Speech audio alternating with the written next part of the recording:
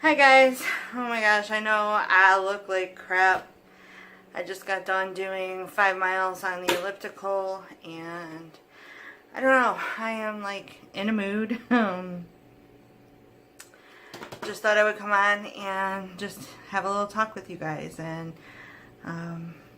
you know, I'm generally a pretty happy person. But sometimes I just deal with, I've battled depression for a really long time, and some days I just have really low days. Sometimes somebody says will just trigger me to be in a mood, and so I just thought I would give you a little insight into my world when I am, kind of in that depressed state. While I do that, since I really need to take a shower because my hair is just soaked, I'm so sweaty and gross, I figured I would condition my hair with a conditioning treatment, and I think it's supposed to leave it on for a few minutes. I got this from Dollar Tree. Just a coconut oil nourishing conditioning treatment, and as usual I don't have my glasses here in front of me, so I don't even know what it says. I can't tell how long, so I'll just put it in while I'm talking to you guys, and I'll leave it in for however long I talk to you guys. I guess I don't even know how I should start. There's a specific thing that has me down today, but it's hard to tell about the specific thing without talking about a little bit of the past leading up to why I feel this way. So I guess I'll just preface this by saying, when I was younger, this feels so gross right now. While I was younger, I always saw myself as, being a mother someday. And I got married the first time when I was 23, and it was somebody I knew since I was 16, 17. We were friends before that, and we actually met in youth church when I was in high school, and we were friends, and we hung out for a couple summers before I left for college, and then we lost touch. And then when I was 19, I had found out that he was living right near me, so I figured, catch up, and well, whatever. We ended up kindling, a relationship, and ended up getting married when I was 23, and this was in 1998. We pretty much had set in our minds that we didn't want to think about having kids until we were older, until we, had really secure jobs. I mean, we were young. When I look back on it, 23 years old to me, we were kids. And we, wanted to be settled before we started bringing kids into the world. And so years went on, and 23 turned into, 30. When I was about 30 years old, this would have been in 2005, my ex-husband had a job opportunity in Cincinnati. We both grew up in Michigan, lived in Michigan, you know, for all that time. And he got a job opportunity in Cincinnati. His parents were divorced. His dad lived in Columbus, Ohio, which was, it was probably about, I don't know, like an hour and a half, 2 hours from Cincinnati. So it was significantly closer than Detroit to Columbus. And, you know, there were reasons. I was totally for this move. Yes, I would be leaving my family, but I wanted to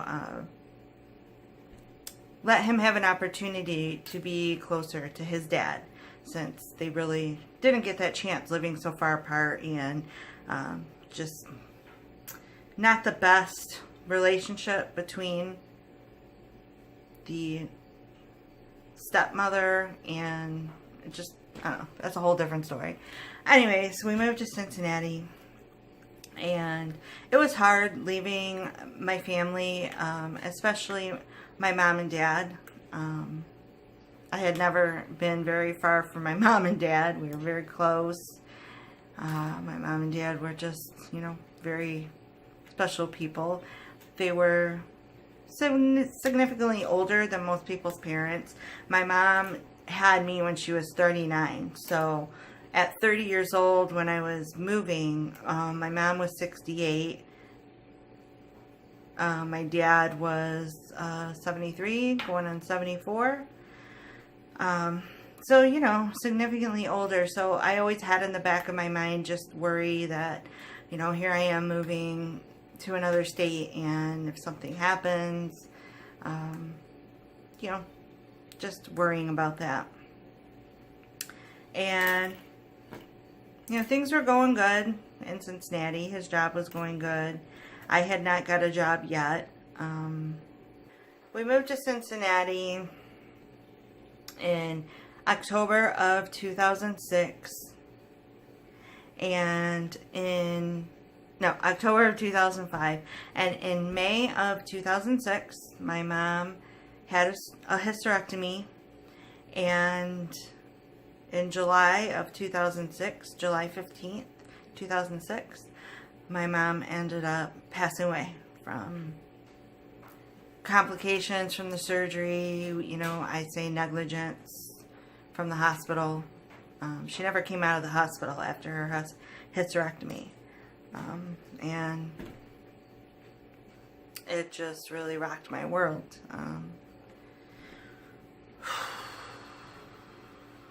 It was really hard. The whole time while she was in the hospital for many, many weeks. You know, my husband at that time, we were going back and forth as much as we could so I could be there. He sometimes would just leave me there, and then he would go back because he had to work. And it was just back and forth. It was a very stressful time. And then, you know, after my mom passed, leaving my dad there by himself was, you know, very difficult to do. And went back to Ohio, you know, grieved my mom really hard. And then things got worse. A couple months later, less than 3 months later, my ex-husband comes home from work, and for some reason our phone was not working at all that day. So I didn't even know anybody was trying to get a hold of me, but he walked through the door and he just says to me that, you know, he tells me my dad had a heart attack in his sleep. And I didn't let him, you know, finish. I was just like, okay, oh my God, you know, where is he? What hospital is he in? All right, I'm packing up things right now. We're going to go up to Michigan, you know, just freaking out. And, sorry, you guys. It's like, you know, it's been 12 years, but that moment is still so raw. So he tells me, no, he didn't make it, you know, and I'm surprised the neighbors didn't call the cops or something, because I just remember completely going into hysterics. Like, I'm like grieving my mom. I haven't even come close to reconciling that she was gone, and now, my dad is gone too, and it was just like so hard. Here I am, 30 years old, and lost both of my parents. Here we were, going to bury my other parent. Like, who loses their parents that close together,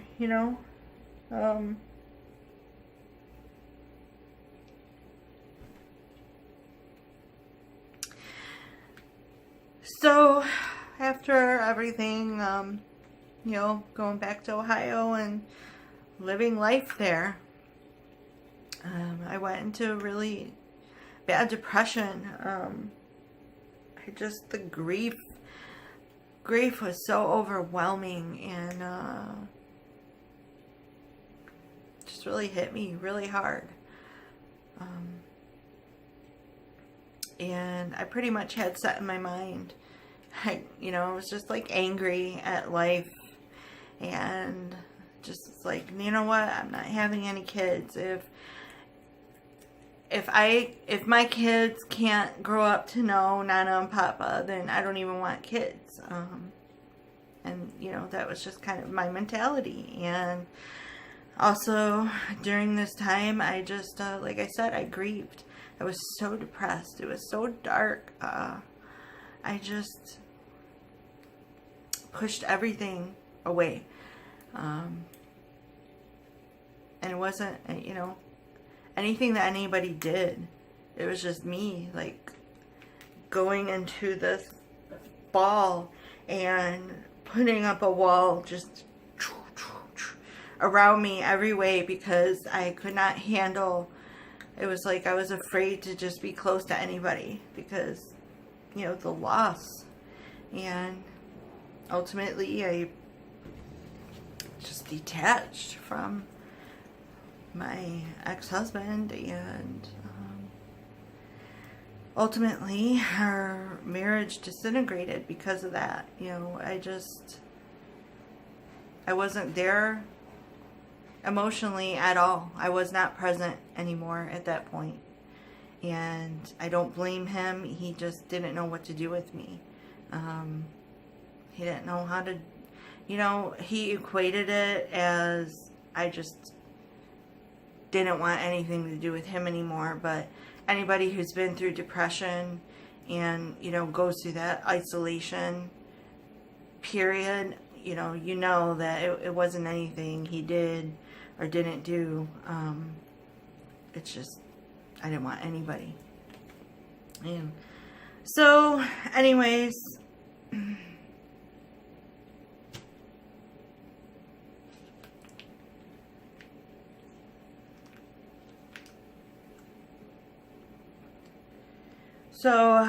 after, the funerals and everything, I went back to Ohio. We went back to Ohio and, lived life.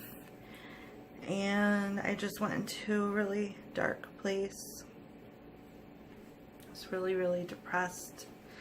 And this stuck with me. The grief stuck with me. I had went to a doctor and she put me on depression medication, and honestly, it didn't help. I just, I really detached from relationships, from my marriage. And then in 2008, so this is a couple years later, I guess I was feeling a little better about things, and my ex-husband and I decided that we would try to get pregnant. And I've always had kind of issues. I never had a regular period. I was diagnosed with polycystic ovarian syndrome. So I wasn't getting pregnant. I mean, we weren't using any protection, and I wasn't getting pregnant. So my doctor put me on some medication to help my ovulation. because apparently I just wasn't ovulating. And within like a month of being on that medication, I got period, and I was on it for a few months, and everything pretty much regulated. So I got myself some ovulation test strips, like I think 100 of them came in a bundle on Amazon for really cheap. And it was like you see in the movies or on TV when somebody's trying to get pregnant. I'm constantly like dipping my stick, and if I even saw a line that showed I was like ovulating, and especially if it was dark, I was like picking up that phone and calling my husband and like, hey man, can you get here like on lunch? Can you get here right now? We got to make this happen like now. And sure enough, I ended up finding out it was Valentine's Day of 2009. Yes, Valentine's Day of 2009. And I found out I was pregnant. And, got that positive line. And at the time, my ex-husband was at work. And so I was like so excited, waiting for him to get home. And he gets home, and I tell him, and we were so happy. And I remember having to go to the grocery store for something. We went to the grocery store. I don't know where we went, to some kind of store. And he was so excited that he was like, anybody who walked past us with a cart, he would, he was like, we just found out we're having a baby. He was so excited. And then a few weeks later, I had a miscarriage. It's like I knew as soon as I saw bleeding, like, it was just so devastating. I mean, I know a lot of people out there, think of somebody who is only, like 5 weeks pregnant as it's not even really a baby yet. But to me, the moment I saw that positive line on that pregnancy test, that was my child. That was my child. That was my baby. I had already started like pinning hopes and dreams to that baby. And I was just devastated. Needless to say, I, plunged right back into a really, really bad depression over it. And a few months later, ended up leaving my husband at the time. Sorry about the neighbor's annoying dog. So I left, and I did something crazy, and I had started applying to jobs like random states all over, and I was like, you know what, whoever calls me first and gives me a job, I'm moving there, just packing up. I was running away from everything and everyone, and I ended up getting a job in Rochester, New York. The University of Rochester offered me a job, and so I moved there, packed it up, found myself a little apartment in a kind of scary neighborhood, but I did it. And I was seeing somebody who turned out to be a complete monster. And I mean, this was only for literally a couple months. And it was funny, well, I guess not funny, but the guy I was seeing would keep bringing up my ex-husband and saying, you need to just go back to him, you need to go back to him, you're not over it, blah, blah, blah. And, he was right. I left because of just all the pain I was in. And, you know, I did feel at that time that my ex-husband just completely abandoned me. But, you know, I can't blame people. I was the one depressed. I was the one just totally isolating myself. But anyways, while I was still living in New York, I drove all the way to Cincinnati and basically to beg my ex to take me back. And he didn't. He wouldn't. You know, I drove all that way, and he basically left me in the apartment that we had when I left, and he was already staying with somebody he was seeing, and he's like, you can stay here, you know, for the weekend till you have to go back, whatever, but, you know, I'm not staying here. And that devastated me. It really devastated me. This was in 2000. At this time, it was still 2000 and no, it was 2010. Sorry, I'm like, my years are all jumbled and I don't know. 2010. I stayed in Rochester. It was a total of about, I want to say 9 months. It wasn't a whole year. I didn't make it a whole year. I was so depressed. Oh my gosh, I was so depressed. I was alone. I didn't know anybody there. I don't even know how I would go to work. I had to work because I had bills and an apartment to pay for while I was there. I hardly ate. I lost, I want to say, like 50 or 60 pounds literally in, you know, 4 months or so, just from pure starving and all the walking I did at my job at a cancer center. And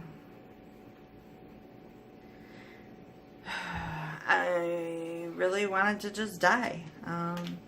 I would get home from work and I would go straight to bed. And I would just cry until I couldn't cry anymore.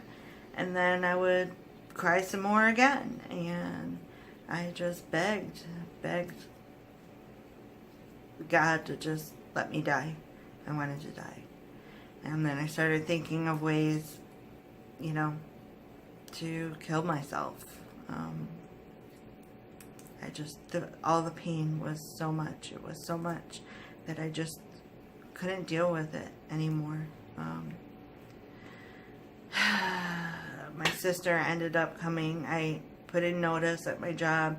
I was like, okay, I can't go back to Ohio. My ex-husband doesn't want me, but I'm going to go back to Michigan where my sisters are, my family. And so I moved back to Michigan, and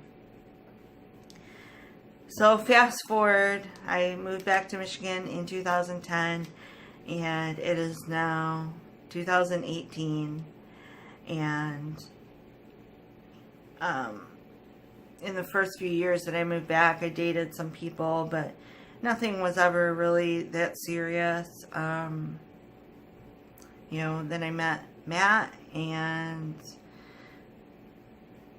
basically, by this time, I kind of had it in my head that if I hit 35 years old, I'm too old to have kids. And so when, I knew Matt didn't want any more kids, and I was pretty much resigned to, that's fine, because I'm too old to have any. Even if I can, I'm too old to have them. I don't even know if I can.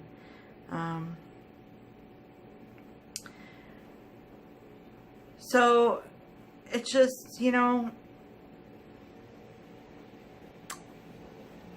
I still grieve not being a mom. And some days it's really hard, which brings me to the whole point of this video is grieving being childless, never having a child. I'm 43 years old now. Even if I could, you know, my husband doesn't want any more kids. I have to resign myself to a dream being gone. And don't get me wrong, I know I have 2 stepdaughters, and they're beautiful, amazing young ladies, and I love them. And I hope I don't hurt them by saying this, and I hope they can understand that it's just not the same. You know, they love their moms. Their moms are their moms. They will never look to me like a daughter looks to their mother. I'll never have, you know, a daughter or a son that I can look at and, you know, see a piece of me.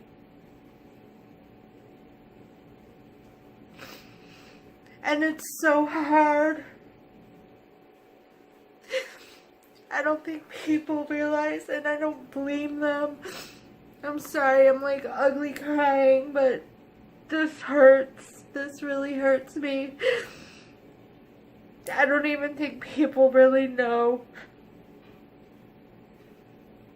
the depth that this hurts me. You know, because nobody understands. Even somebody who's had a miscarriage. If you've had a miscarriage, but you now have a child, you don't understand my pain, because I don't have any. I'm never gonna have any. And it's just a dream gone. I see people post things, you know, like announcing they're pregnant, or even just moments with their children, whether they're babies or they're, you know, teenagers graduating. And I just think, like, I wanted all those moments. I wanted all that too. And people don't realize sometimes the things they say, they don't understand how it affects somebody like me. Like, I was talking to somebody about how, before I started doing this keto, I've suffered really bad from being, like, really exhausted all the time, just a feeling of really being tired all the time. And I was just telling somebody about it, and you know, they kind of make a nonchalant comment of, well, you know, try having kids. And I'm just like thinking to myself, you know, I did try. Like, screw you. You know, I'm always, you know, getting invited to baby showers and whatnot, and I'm happy for people. I really am. I'm happy to see them have that moment of happiness, but at the same time, it's so hard to see. And so I don't know if it's, you know, getting harder because, like, that biological window truly is closing, I guess, in my mind. You know, 43, there's still women having kids at 43, in their 40s, but, you know, that window is essentially really permanently closing, and it's like, I'm gonna grow old, and I'm not gonna have grandbabies. I'm not gonna have those moments I'm sorry, you guys. I know I'm a mess right now, but this is real. This is just me being real with you. And I just hope that maybe if there's somebody else out there that goes through what I'm going through, that you'll know, you're not alone in this, feeling like this. So, just, I guess, if you're a praying person, pray for me. That, this hurt, that I can somehow, get over it or heal from it. I really don't know. I don't know.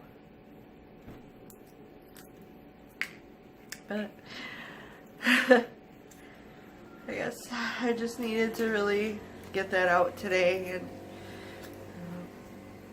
for those of you that stuck around and watched this hot mess, thank you for sticking around, and love you guys, and until next time, take care and be blessed.